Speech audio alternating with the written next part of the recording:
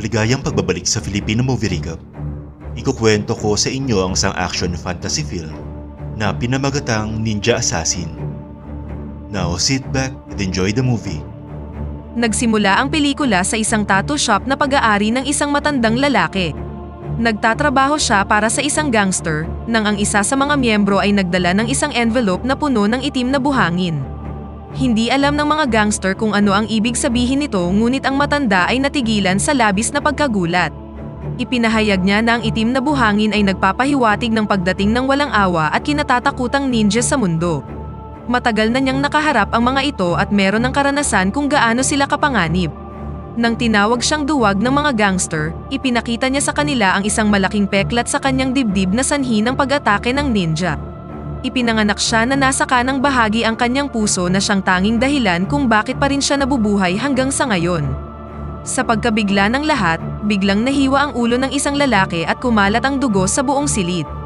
Pagkatapos, may nahulog na wire mula sa kisame at hinila pataas ang isa pang gangster. Nang itinapon siya pabalik, mga piraso na lang ng kanyang bituka ang nakarating sa sahig. Nanatiling nakatago ang mga ninja sa dilim at sabay-sabay na hiniwa ang katawan ng mga tao na lumikha ng isang bloodbath. Nang mapatay na ang lahat, makikita ang mga ninja na lumabas sa madilim na sulok ng silid. Pagkatapos, ipinakilala sa atin ang Ozuno clan ng Japan. Isa itong clan ng mga ninjas na pinamumunuan ng malupit na si Lord Ozuno. Kumukolekta ang clan ng mga bata mula sa buong mundo at pinapadaan sila sa isang malupit na pagsasanay upang maging ultimate ninja assassin.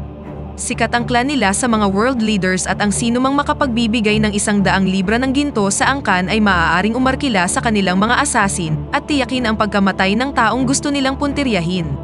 Ang Ozuno clan ay nagtatrabaho ng palihim sa loob ng higit sa 100 taon at nasa likod ng pagkamatay ng Pangulo ng Russia, ang Prime Minister ng Japan at marami pang ibang mga kilalang personalidad.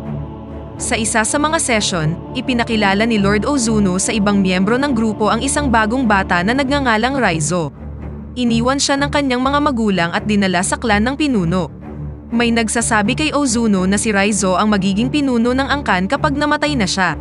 Dahil sa mga expectation, mas mahigpit ang pagsasanay para kay Raizo. Nang 10 taong gulang na siya, meron na siyang mga peklat sa buong katawan dahil sa mga parusang natatanggap niya sa tuwing nagkakamali siya. Ang isa sa mga mahalagang katangian na dapat taglayin ng isang ninja ay ang kanyang kakayahang manatiling nakatago. Pinalakad si Raizo sa isang marupok na sahig na gawa sa kahoy, ngunit ang isang tunog ay nagresulta sa pagkahiwa ng kanyang mga paa ng isang blade. Sa gabi, halos hindi makatulog ang bata dahil sa sobrang sakit. Pagkatapos, nasaksihan niya ang kabaitan sa unang pagkakataon sa kanyang buhay, nang ang isang batang babae ay naglagay ng gamot sa kanyang mga sugat. Ang pangalan niya ay Kiriko at siya ay kapwa ninja na nagsasanay. Tinuruan ang mga bata na huwag magkaroon ng anumang uri ng emosyon, ngunit iba si Kiriko. Hindi siya naniniwala sa karahasan at pagpatay na sinusuportahan ng angkan. Mabilis na lumipas ang oras at magkasamang lumaki sina Raizo at Kiriko na halos hindi nag-uusap. Si Raizo ang naging pinakamagaling na ninja na sinanay ni Ozuno. Gayunpaman, sa isang laban sa kanyang senior na si Takeshi, natalo siya dahil sa isang maruming taktik ng kalaban. Pinayagan ito ng master at sa halip ay sinisi si Raizo sa pagiging mahina. Gumamit siya ng finger-pushing technique kay Raizo na naging sanhi upang mamilipit sa sakit ang ating bida. Ang kanyang pinakahuling pagsubok ay masurvive ang buong gabi nang walang natatanggap na tulong medikal. Sa kanyang pagbabalik kinabukasan, nakita siya ni Ozuno na handa na para sa panibagong pagsasanay at ipinagmalaki ang estudyante para sa pagpasa niya sa pagsusulit. Hindi nagtagal, si Raizo ay naging pinakamagaling na ninja ng angkan at tinalo ang kalaban na nakapiring at nakagapos ang kanyang mga kamay. Ipinagmamalaki siya ni Kiriko ngunit labis na nadidismaya sa paraan ng pamumuhay ng angkan ng Ozuno. Madalas niyang binabaliwala ang mga alituntunin ng angkan kaya binalaan siya ni Raizo. Natatakot siya na kapag nalaman ito ng pinuno, kukunin ng master ang kanyang puso, ngunit sinabi ni Kiriko na kay Raizo ang kanyang puso kaya hinding-hindi ito mananakaw. Sa isang training session, inutos sa dalaga na saktan ang kalaban gamit ang isang kutsilyo. Nang hindi ito magawa ni Kiriko, hiniwan ni Ozuno ang kanyang mukha at itinapon siya sa hawla. Palihim na lumabas si Raizo upang makipagkita sa kanya at pinainom siya ng tubig. Pagkalipas ng ilang araw, sa isang maulan na gabi, umakyat si Kiriko sa isang pader para makatakas at hinikayat si Raizo na sumama sa kanya. Ngunit mas pinili niyang wag sumama at gustong manatiling tapat sa angkan dahil ito lang ang tanging alam niya. Kalaunan, nahuli si Kiriko at nakatakda ng patayin. Sinaksak siya sa puso ni Takeshi sa harap ng lahat. Isang bahagi ni Raizo ang namatay sa araw na yon, ngunit nagpa siya pa rin siyang manatiling tapat sa angkan. Makalipas ang ilang taon, lumipat ang eksena sa Berlin Europol Headquarters. Ang forensic researcher na si Micah ay nakahanap ng ebidensya tungkol sa pagkakaroon ng clan. Hindi niya alam kung gaano kapanganib ang piraso ng impormasyon kaya dinala niya ito sa kanyang senior na si Maslow. Tumanggi siyang maniwala na merong isang secret ninja organization na ang mga elite lang ang nakakaalam. Ngunit ipinakita sa kanya ni Micah ang mga report na nagpapatunay sa koneksyon sa pagitan ng daloy ng pera mula sa mga world leader at ang pagkamatay ng maraming kilalang tao. Ngayong interesado na si Maslow, nagpa siya siyang maghukay ng higit pa sa usapin. Nalaman nila na ang isang higher official KGB agent na nagngangalang Alexei ay gumawa ng katulad na mga report sa nakaraan. Ngunit nang magsimulang makilala ang kanyang trabaho, tinanggal siya sa kanyang posisyon dahil sa kanyang kahibangan at kalaunan ay pinatay. Pagkatapos, makikita natin si Raizo na nasa lungsod din ng Berlin at nakatira siya sa isang lumang apartment para sa isang espesyal na gawain. Nagsasanay siya tuwing umaga sa isang block ng mga pako tulad ng itinuro sa kanya ng kanyang master. Isang araw, pumunta siya sa laundry shop at nakasalubong ang isang babae. Mukhang palakaibigan siya ngunit agad niya itong nakilala bilang isang ninja. Inatake nila ang isa't isa at nagkaroon ng isang mahigpit na laban. Ilang sandali pa, makikitang tumutulo ang dugo mula sa washing machine at umiikot ang katawan ng babae sa loob nito. Samantala, gumawa ng investigasyon si Micah tungkol sa usapin at pinuntahan ang asawa ng dating agent na pinatay dahil sa paggawa ng report. Ipinahayag ng babae na isang matapang na lalaki ang kanyang asawa ngunit pagkatapos ng skandal, biglang nagbago ang lahat. Naging sobrang duwag ang kanyang asawa na ang bawat pinto at bintana ay merong 2 lock at ang bawat sulok ng bahay ay dapat maliwanag. Wala siyang iniwang puwang para sa anino upang walang mapagtaguan ang mga ninja. Subalit isang gabi, namatay ang mga ilaw at pinatay siya. Kinabukasan sa trabaho, isang higher official ang pumunta sa opisina ni Micah upang gumawa ng evaluation. Malinaw na nandoon siya para bantayan ang babae dahil masyado siyang curious sa mga bagay na hindi niya dapat malaman. Nang gabing yun, maingat na umuwi si Micah ngunit nalaman niyang nawalan ng kuryente sa buong lugar. Gayunpaman, pumasok pa rin siya sa kanyang madilim na apartment ngunit bigla siyang inatake ng isang ninja. Sa kanyang pagkabigla, isa pang ninja ang nagligtas sa kanyang buhay at pumatay sa mga asasin. Siya ay walang iba kundi ang lalaking si Raizo. Ipinakita ang isa pang flashback kung saan nasa isang misyon si Raizo upang kumpletuhin ang kanyang unang assassination. Pagkatapos ng misyon, pumunta siya sa rooftop upang makipagkita sa iba pang miyembro ng clan. Pinaalam ni Lord Ozuno na ipinagmamalaki niya si Raizo at pinalapit siya sa kanya. Sa kanyang pagkabigla, inatake siya ni Raizo gamit ang blade na humiwas sa kanyang mukha at isang mata. Dahil dito, inatake siya ng kanyang kapwa ninja at itinapon pababa ng gusali. Halos hindi nakaligtas sa pagkahulog si Raizo nang bumagsak siya sa tubig. Nang siya'y makarecover, nagtrabaho na siya laban sa Ozuno clan. Namagitan siya sa lahat ng mga pagtatangkang assassination ni Ozuno at iniligtas ang buhay ni Micah sa parehong dahilan.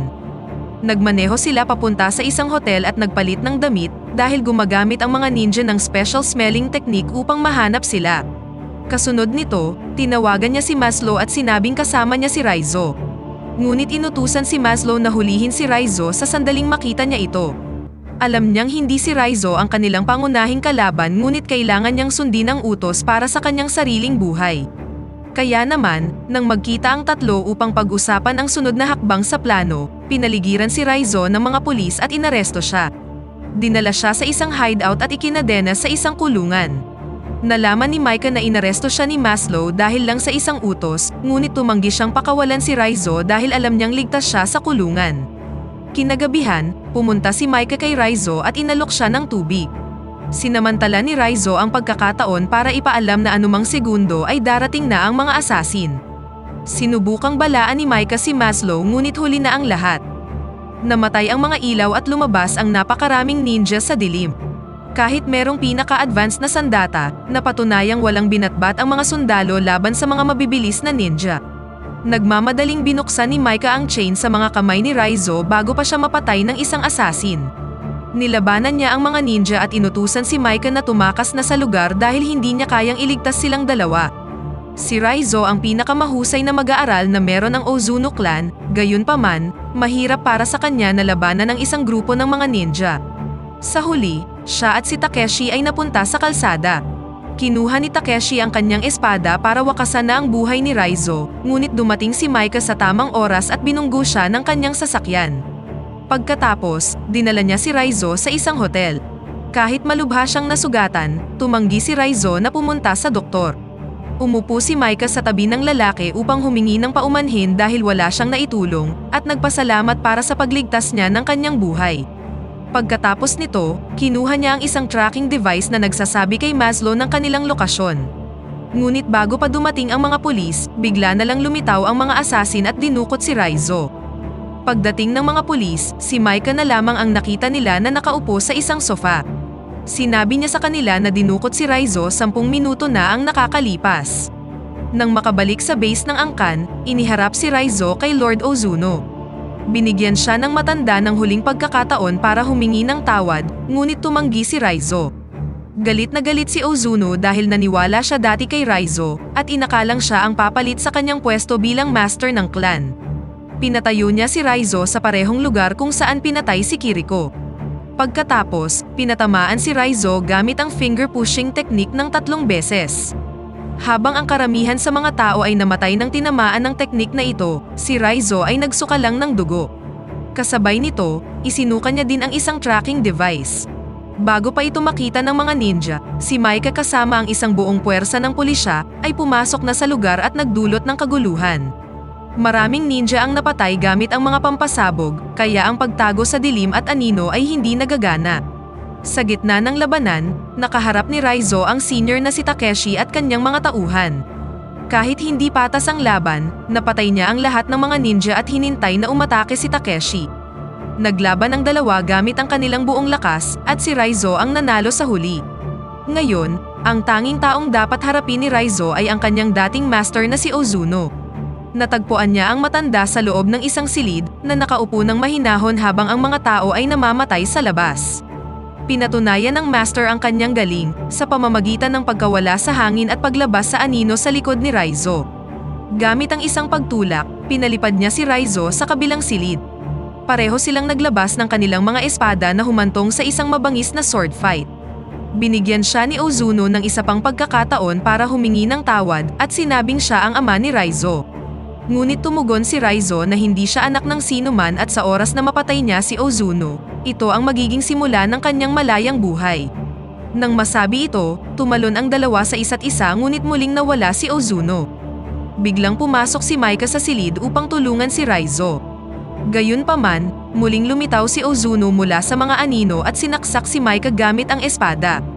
Ang laban ay nahulog sa panig ni Ozuno hanggang sa gawin ni Raizo ang kaparehong teknik at hiniwa ang kanyang katawan ng paulit-ulit mula sa mga anino. Sa huli, napatay si Lord Ozuno gamit ang isang espada sa kanyang balikat.